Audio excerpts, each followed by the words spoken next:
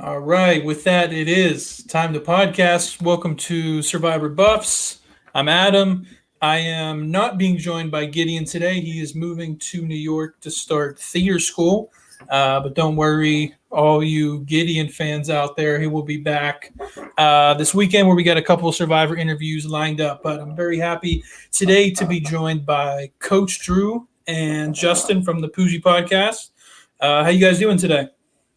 We're hanging in there, man. Same good. Thing, different day. I'm good. Hey, I don't know Gideon too well, but theater school would probably fit him pretty well. So I'm sure he's excited about that. Yeah, he's moving up to the Big Apple. So definitely going to be very different from. I believe he lives in kind of a small town in Indiana, I believe. So it's probably going to be big shift. Big shift. Yeah. Big jump. Absolutely. Today we're talking Tony Vlachos, the GOAT, once referred to as the Llama. Me and Drew were just talking about what his official nickname should be at this point. I mean, I don't mind calling him the GOAT. I mean, 2 wins. Sandra had 2 wins, and yes, her wins were on some of the toughest seasons with some of the toughest casts. But when you look at how Tony played, on both of his seasons, I think they're just as tough a cast, if not more, specifically with his second win. So today we're going to be talking specifically about that second win. We're going to be talking about why Tony Vlachos or Tony Vlachos. How do you pronounce it? Is it Vlachos? I've heard it both ways. I say it both ways.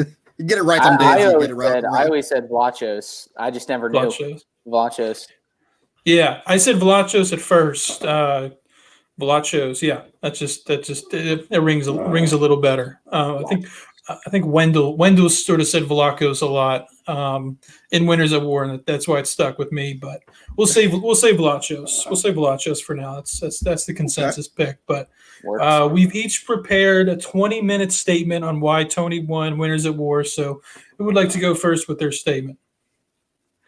I'm joking, of course. Statement. Wow. Okay. Like a jury statement, right? For the final 3 trying to win. Exactly. No. We're gonna have more of an open discussion here. I'm sure we all got probably some opinions. I'm assuming we're gonna be mostly on the same page on why Tony won. Be hot takes. Yeah, this might not be so much as a debate. I don't think anyone's gonna sit here and say he coattailed his way to the end or anything like that. Yeah, no, exactly. Winners at War, what a great game. 12 jury votes, the most jury votes, right? Mm-hmm. Yeah. Yeah. So, wait, I have a question. And this is kind of an ignorant question to the season. Was everyone in the season on the jury that wasn't in the finals, except for Sandra? Except for Sandra, yeah. Okay. I was looking at the final vote, and I was like, 12-4, that's a huge jury. And then I realized with Winners at War, it made sense that they kept everyone there for the vote. So, yeah, and I know from talking to a few of them, as well as in some post-game interviews that they have said that a couple of them, not all of them, but a couple of them wanted to vote for Michelle to win, but they threw everyone who wanted to vote for Michelle. I think it was like 2 people maybe threw that vote towards Tony, because they didn't want Natalie to win, and didn't want to take the chance of pulling votes away from Tony. And that's not because they thought Natalie didn't deserve it or didn't play hard. It's just I think they wanted someone who had been in the game the entire time to represent the best of the best winners. So it wasn't like a knock towards Natalie, but I still think Tony would have won even with those. He only got 4 votes. They weren't going to pull away, 8 votes towards Michelle, or she would have won. But yeah, it still would have been 10-4-2. And what you said makes sense because, Chris would have been the only winner that played on the whole Redemption Island season. So a lot of the winners that were there, dating back to Extinction. Ethan, yeah, exactly, Edge of Extinction. A lot of the winners that voted in this have played Survivor without the whole Edge of Extinction, I guess, caveat to the game. So, makes sense. Yeah, the other crazy thing about it is the fact that he, I think by my count, he didn't have any votes cast against him the entire game. Yeah, which is crazy. And a game, and I was talking to Adam about this before, where like you look at all this pregame press and everyone's saying, Tony 100, like all these people have better chances of winning than Tony does. Tony has 0% chance of winning because of this, that, or the other. And then you get into the season and he's going week by week and he's not getting any votes. And he gets to the end and everyone is sitting there knowing that this guy is running the game. And everyone's still sitting there like, oh, maybe I shouldn't just throw one rogue vote on him. It wouldn't have mattered because he was in complete control from the beginning. Mm-hmm. But that just further goes to show how dominant a performance it was, because he walked in as a big target and walked out without people coming after him. Yeah. And winning all of these votes. And hey, even on that note, what's even almost equally as impressive from a I guess management standpoint, he voted in the correct way in every single tribal council. Once the merge happened, every single person he voted for ended up being the person that went home in that vote until the Michelle Ben vote, which he didn't know Sarah was going to vote out Ben based on the whole dramatic ending, sitting at the camp alone kind of thing. But I think that's, again, even to the point of him not having any votes against him, he was voting out every person that left, which I think is crazy. That doesn't happen too often, I don't think.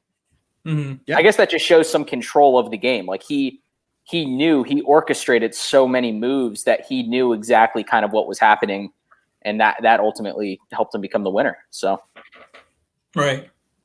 Yeah, and I think there's no. I mean, do you guys think at this point it's safe to say like Tony's the GOAT? Like, would you put him number one after this win? He has to be. So, and I say it like this because I'm a big Sandra fan, but Sandra won Pearl Islands, which everyone looks at as one of the top 3 or 4, all newbie season. Mm-hmm. Tony won Pagayan, which is in the same boat. Yeah.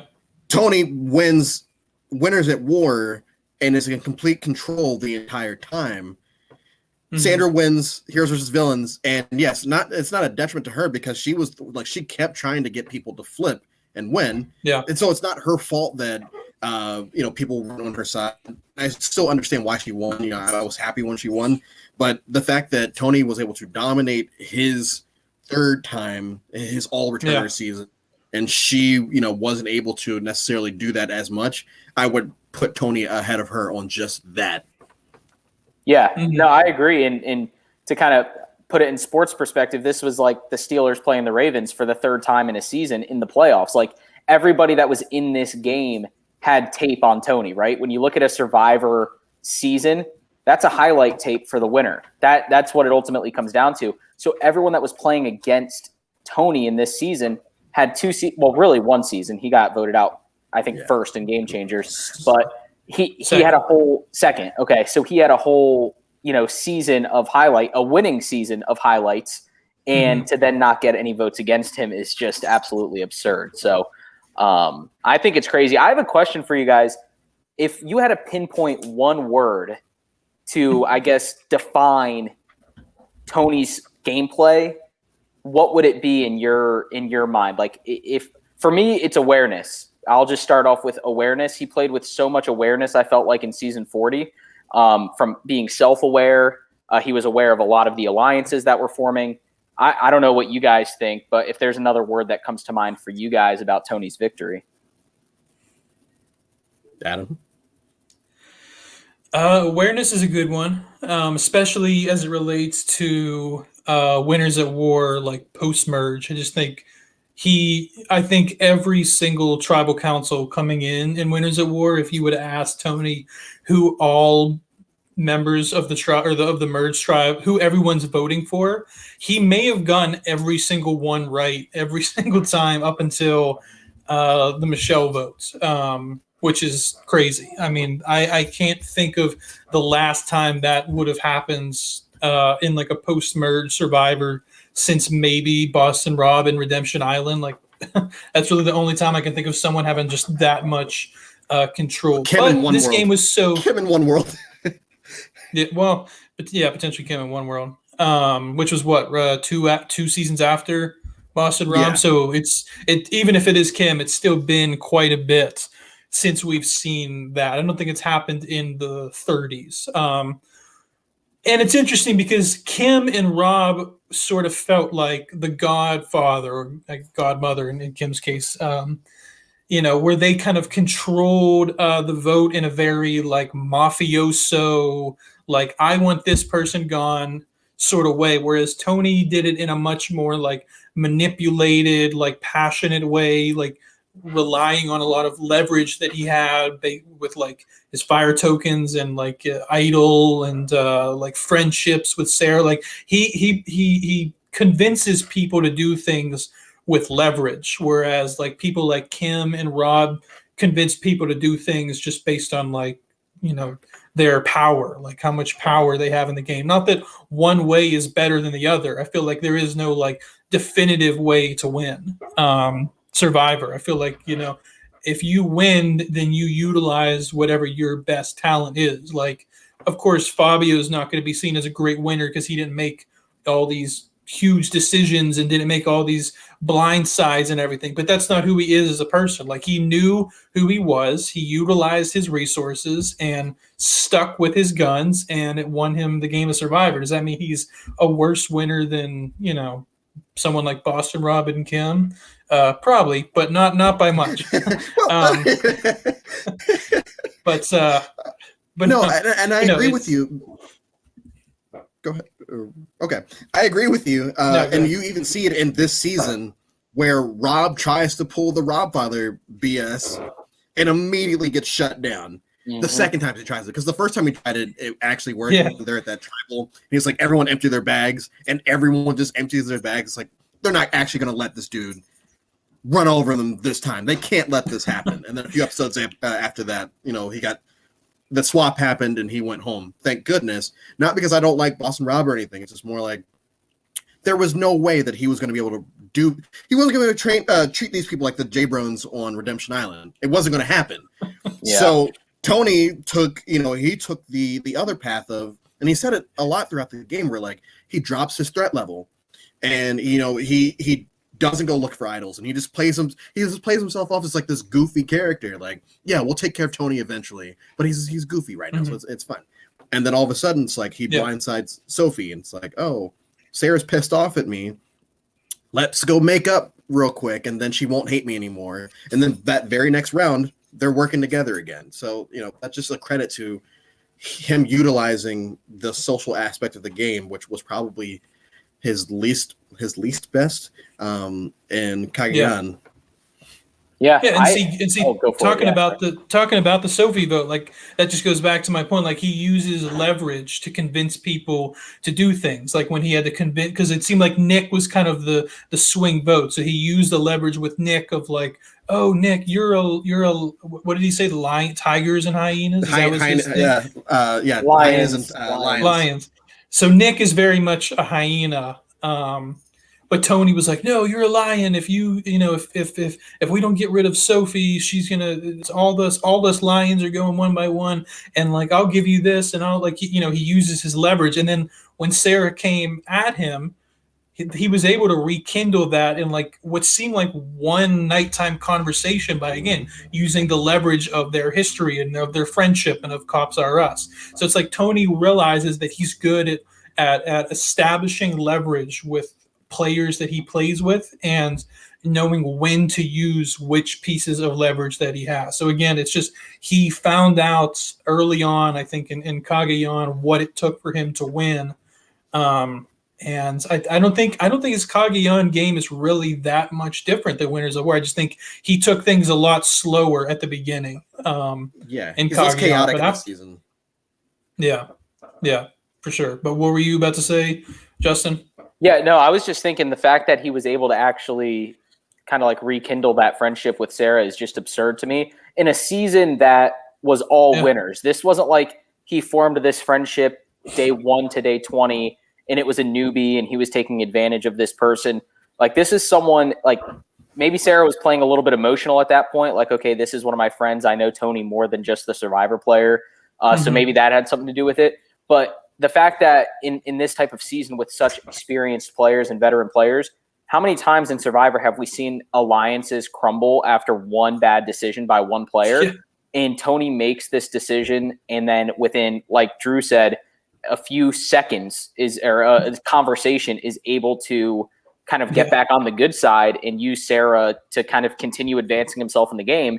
And then for me, again, with the word awareness, the fact that he was aware of Sophie and Sarah's alliance to begin with was a huge step for him, and not being able to just see Sophie as a friend, but also know, okay, she's also a competitor in this game, just like I am. So I think that kind of gave him the upper hand there as well. Yeah. Well, so here's what I'm curious of is if we all agree that Tony is like the greatest survivor, is in the sense that he's built like the greatest resume over the course of his survivor career. It seems like that is undebatable at this point. But here's what I'm curious of is, was his winners, when you consider the competition he had, was his win in season 40 the single greatest victory in survivor history? I think yes. I think when you consider who his competition is, and the fact that, like Drew said, received 0 votes against him the whole time. He improved on his game, after the weak showing in Game Changers, improved on his game. He used pre-game alliances, but also created in-game alliances with players that he's never met or at least have played the game with or built a friendship with. Won immunities, utilized the new twist, the fire tokens. I can't think of a more well-rounded game than Tony's, but I don't think it's by far. Like I would like if we're comparing who's a better player overall, like Tony, and then like everyone else way down here. I think at this point, I don't think it's cut and dry. He played the best game, but I don't know. I want to know what you guys think. Is there a better victory? Kick this off, Drew, if you got a thought. Okay, so as a Survivor historian,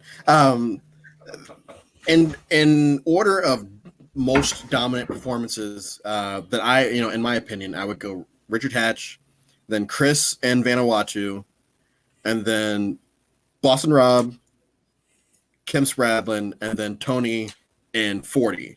So just going based off of those, 5 names alone, I would still say Tony played the best game that's ever happened. He, from day one, he's one of his first confessionals is talking about how he's lowering his threat level, and then when people think that he's playing Kuvi Tony, he's going to catch him, and he did that time after time. Where and I'm going to keep going back to this. His name should have been written down at any point in the game, and the fact that it wasn't is just a testament to his game, because he should not have made it. And people he had Sarah as a partner or whatever. Boston Rob had Parvati at first. Like everyone had partners in the game. Jeremy had Natalie. Like so you can't. Do you think he would have won without Sarah?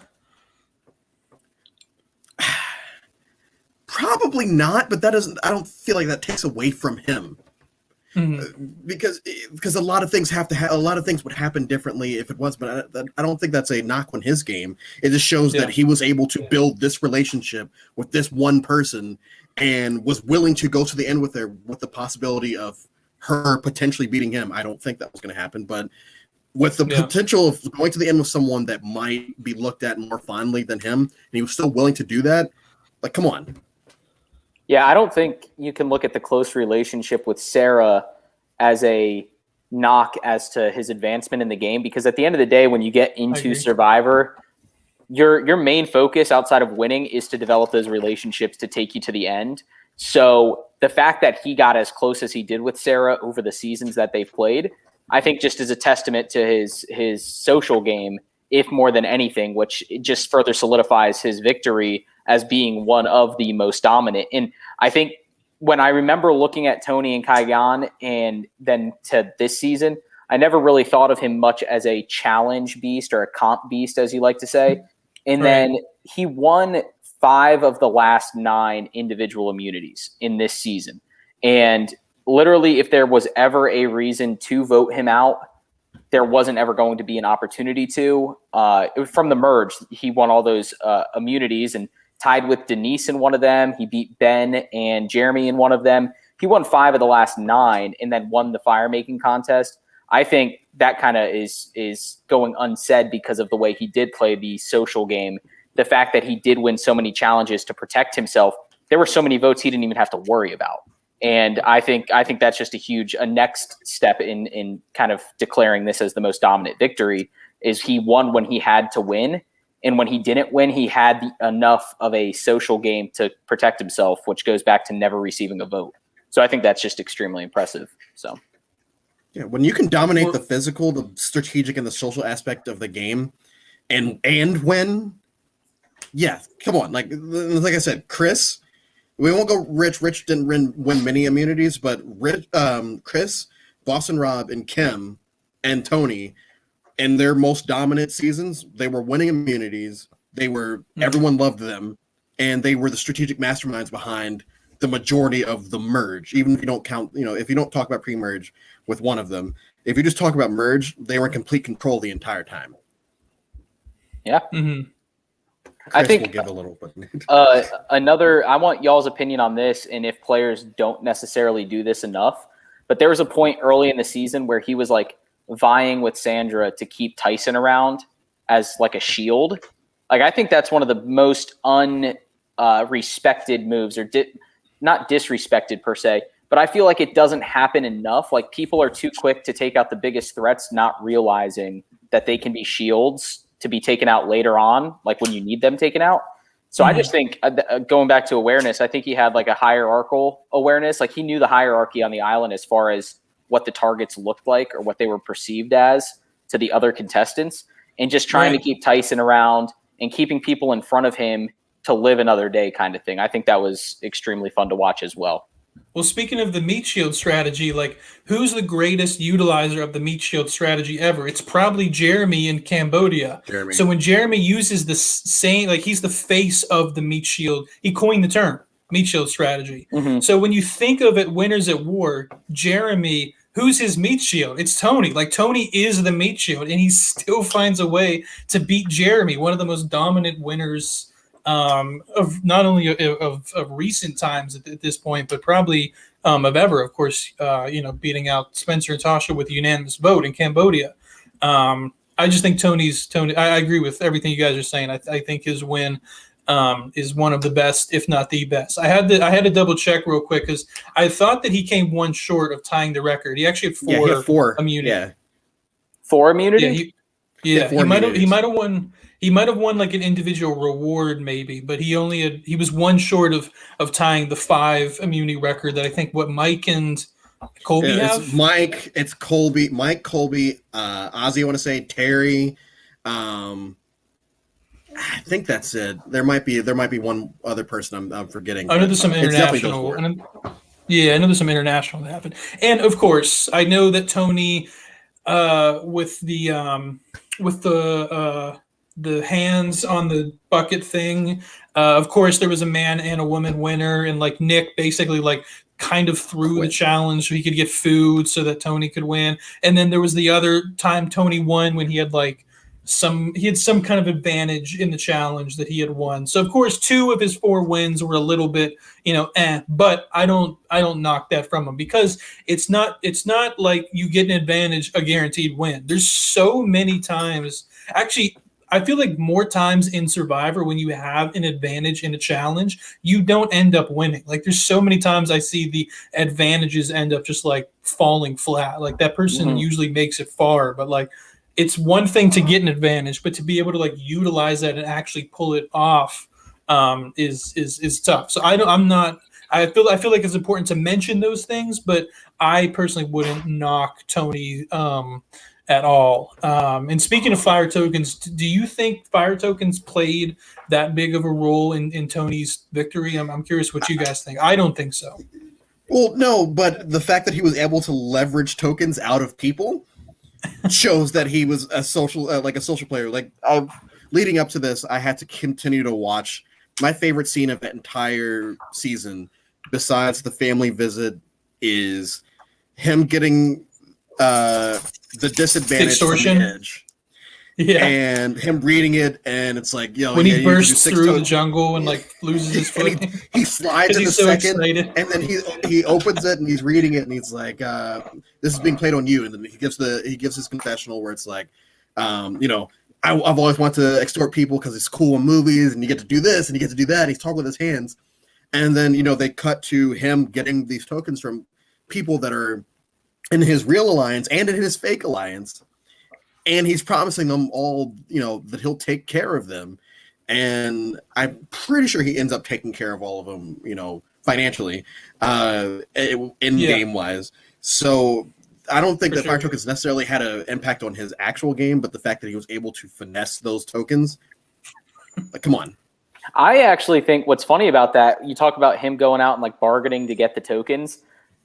So he had to give Natalie, like what, 5 or 6 tokens or whatever on 6. Yeah, he has to get 6.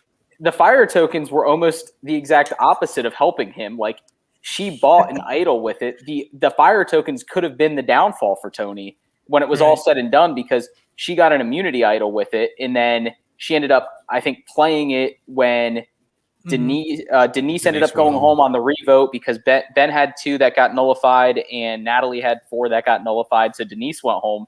But I think that's another funny thing is he said to Sarah on the beach, hey, like, some of us should throw votes at Denise in case Natalie has an idol. And Sarah's just like, no, like, there's no way. She doesn't have one. There's no way. And I remember watching that, and of course, like, viewers at home, we know that she has one. And it's just like, your mind is blown watching Sarah be so sure that she doesn't have one. And then ultimately he was right, and the tokens could have been the downfall for him in that instance. Because if you lose Ben there, if Ben isn't saved and you lose Ben there, then maybe the numbers shift and people move around. Like, it's like the butterfly effect at that point, I guess. But anything could have happened. I just think it's funny to think the fire tokens could have been the downfall instead of what helped him.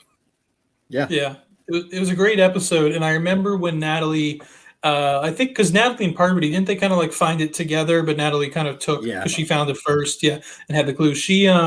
I remember when she got that clue, I was like, oh, wow, she might get like 2 or 3 fire tokens from someone. I was like, maybe 4. And then when Tony reads it and it's 6, I'm like, oh, she might have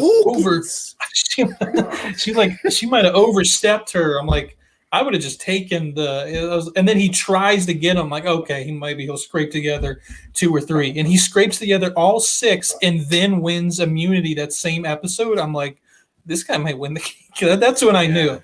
Like, that's I think that when was I the knew. Sophie Blindside episode too. So, just from beginning to end of that episode alone, like you go from like your lowest low in the game to blindsiding your biggest ally's biggest ally. Come on. I know I keep saying come on, but like, I wish that, I could sit here and play the contrarian and be like, oh, well, is he that great? But like, it's all there. The film everything we witnessed paired with the fact of who he was playing against just solidifies it for me. The fact that he was able to do so many things that you would expect maybe a veteran to do on inexperienced players, but he was. And I think the thing is, you forget it was a winter season. Yeah, and I think he had to evaluate the way he had played previous seasons. And I think what was so interesting is that throughout the season, the other contestants kind of forgot the old Tony, how Tony used to play. Like, he was so convincing in so many areas of this season. Yeah, right. He just changed his whole identity of the game, and I think that's impressive in itself. Is the fact that so many people just didn't continue to think, okay, this is Tony, but this is how Tony has played in the past. Maybe that will come out again. And I just think it was awesome for him to be able to hide his identity the whole season with people that have played before and knew him on a personal level and as a contestant. Yeah, I agree. And the last point I wanted to kind of talk about, because I don't want this to go too long, because it's not that big of a topic we're talking about today. But what do you mean? We're talking about the greatest Survivor winner of all time. No, I wanted to ask you guys, coming into the final tribal council, I wanted to ask, did Tony already have it locked? Did Tony already have the victory locked? Because before I look at Survivor history this way is that before Todd in China, I feel like most times coming into the final, most time, not every, coming into the final tribal council, the victor had pretty much already been picked. Now, again, not every time, and maybe not to the fans watching it as it's airing, but to the players there, I think they were pretty much already like. I think Tom was already locked. I think Danny was already locked. Chris might have been one that I think maybe he wasn't locked coming into it. I think Amber was locked. I think Sandra was locked. Jenna. We could go through them all. But after Todd won in China, I think it kind of shifted where very, very few seasons post China's 16, 15? 15. China's 15. I think post, yeah. I think post season 15 China, I don't think there's that many seasons where coming in the winner was locked. I think maybe Rob, Kim, and Mike Holloway are the only ones that Jeremy. Are the only ones. I don't even think Adam was that locked. Oh, you don't? I don't know. I don't know because we didn't know. I think the whole his story. I think that is what shifted a lot of people to him, and they didn't. No one knew except Jay. Jay was the only one that knew coming in about Adam's story, and I feel like that story is not to knock the rest of his game, but I feel like that story with his mom is what shifted a lot of votes his way. I just feel like no one would have voted against him at that point. But votes off of who onto Adam, though? Put what? Votes off of who onto Adam? I don't know. As the biggest Hannah Shapiro fan that's ever existed, like I would probably say more so Hannah. I mean, I could see the argument for Adam. I think Kim and Rob and Mike and Jeremy are maybe like the four absolute standouts. There's a couple others that I could see a strong argument for, like Tony and Kagayana or like Adam. To me, those are the four standouts, but I could totally understand if you would say Adam. But I do think for sure that post Todd's performance in China, the chance of someone coming to the end with it already locked or just went way down. But this might have been one of those cases. What you said yes before I even had to explain the preface. Drew, is that you think he pretty much had it locked coming in? Yeah, because I agree. Like, I don't know if you guys ever watched the little interviews that they do with the jury the night of final or like right before, but they're all sitting on the rock saying like it's pretty much down to Tony and Michelle or Tony and Natalie, but like Tony's name was there every single time. Yeah, and yeah, I feel like we were way past bitter juries at this point in Survivor history. Right. So like I didn't feel like even if a person felt burned, it wouldn't have mattered. Like I do feel like Jeremy was a little annoyed at Tony there, and he did vote Natalie, but like he wasn't going to be able to convince. He's also real tight with Natalie, though. Yeah, and so he was never going to be able to convince a jury to go the other way. I think that Tony had that wrapped up. No matter, like, I'm trying to think how far into the game you would have to go to find someone that could potentially have beaten him. And I don't know, maybe Sophie. I would have voted for Sophie, but that like after that, he has wrapped up. That's actually a good point, Drew. That like if you're going to take Tony out of winning, who would have been the other alternative to have won the season? That's kind of a fun thing to look at, just I guess from their time in the game. But since Fabio won, he won on a 5-4 vote. There's only, outside of Wendell and Dom, there hasn't been another vote decided by 1 or 2 votes in the final since Fabio won. Wendell won obviously on the tie-breaking vote, but since then there's been a few decided by 3 and a few decided by 4. So I think Survivor has kind of taken over that aura of being okay, the winner's already determined maybe in the eyes of the jury by the time the final vote happens. And like you said, Adam, as fans, we maybe view it a different way. Like I know I viewed Russell Hantz a different way than the jury did. But I think a lot of times that the winner is decided beforehand, which when Tony beat Sarah in the fire making contest, part of me felt like some of those tears were because he knew he had locked up the win.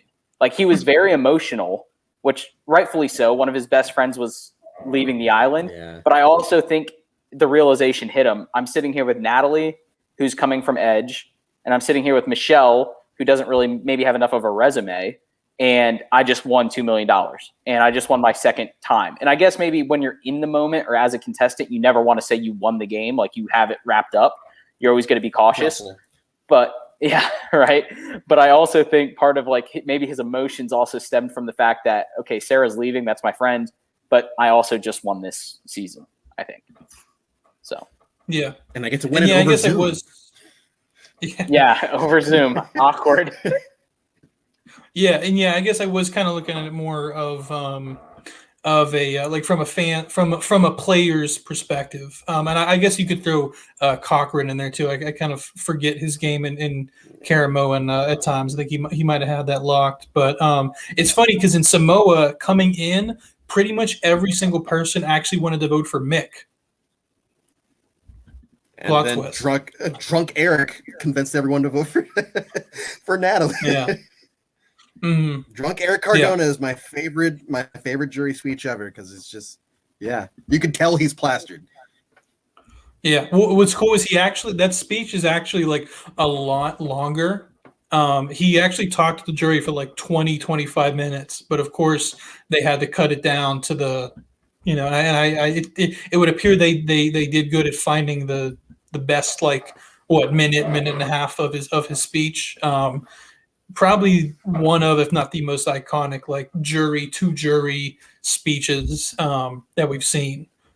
Spencer's and Kagayan, I think, was another great one too. But which he says he was inspired by Eric to do the opposite, because when Eric did that, Spencer was like, no, you're wrong. He muted his TV. So his jury speech was kind of the polar opposite. Like, guys, don't be bitter. Vote for the guy that deserves to win this game. Vote for Tony, and I guess it worked. I don't know. I feel like Spencer's in Cambodia or in Cagayan was a little unnecessary. I think people were convinced at that point to go for Tony, but